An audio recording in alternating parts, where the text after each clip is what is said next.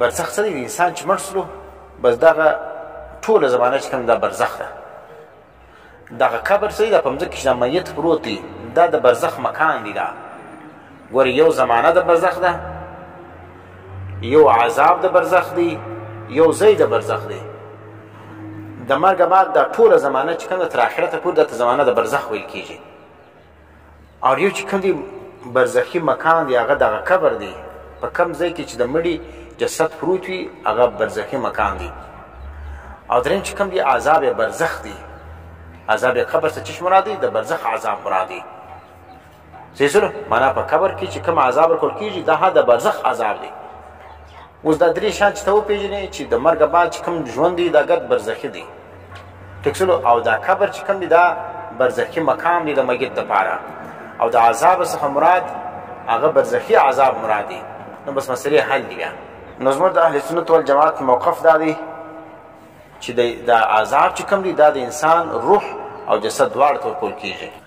نو اوس چې کوم دی دا جسد باندې چې بیا عذاب دی په اهل سنت کې، نو صحیح اهل سنت دا فرمایي چې د بدن دغه جسد یو عنصري څه دی؟ دغه عنصري دغه بدن ته وایي چې دا د خاورو اوبو د دا شان څه مرکب بدن د دنیا کې چې اوسېدی د معلومېدی چې دا ناسته ولاړ چې دا په قبر کې چې اوس پروت دی دغه بدن او روح چې کوم دی د دې دواړو تعلق سره قایم سي. الله پاک چې کوم دی هغه اصل عذاب پر روح تیري.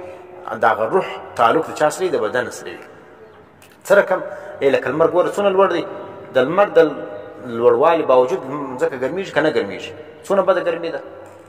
دا رقم روح چې کوم دی هغه څونه لیري د بدن څخه دغه باوجود دغه اثرات چې کوم دی هغه په بدن باندې اهل سنت والجماعت وایي څه به کېږي؟ محسوسېږي. نو انسان ته په قبر کې که اګر چې روح نه پکې موجوده هم دغه روح په تعلق باندې و دې جسد ته عذاب و ثواب ملاویږي. اوس دغه څه فرمایي چې څوک د عذاب قبر انکار کوي په نن زمانه کې لکه پنجپیریان او دا رقم اهل حدیث یا نو دا رقم ګمراهان عثمانیان او کپټنیان دا څه فرمایي؟ هغه وایي د قبر کې عذاب وایي موږ منو و قبر کې عذاب خالي روح لره دی. چې ته راټینګ کې سره چې جسد دپاره خو هم عذاب شته.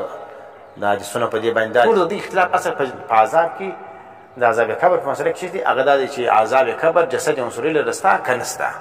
بچ عذاب قبر جسد عنصري لره ومني زموږ د پنجپیریان مسله بیا حل ده سره.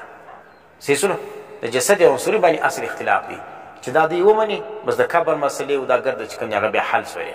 او دغه چې قبر د صدا قبر نه دی مراد او قبر شریف چې کوم دی هغه بل یو دی علین او سجین دی دا قبر غرفه دی. دا مجالس چې کوم دا هېڅ دونه اهمیت نه لري.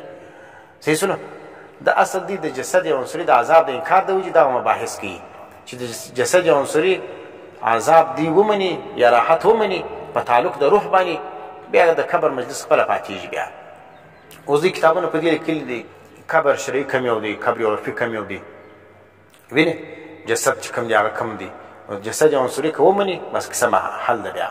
او که جسد عنصري لره عذاب نه مني نو بیا چې کوم دی هغه چې هر څو وایي زه د عذاب قبر قایل یم نو بیا چې کوم مسله نه حل کېږي، اختلاف به برقراره وي. دا رقم حیات الانبیا دا مسایل او دا ګرده پر دې عذاب قبر په مسله باندې چې دا متفرع دي.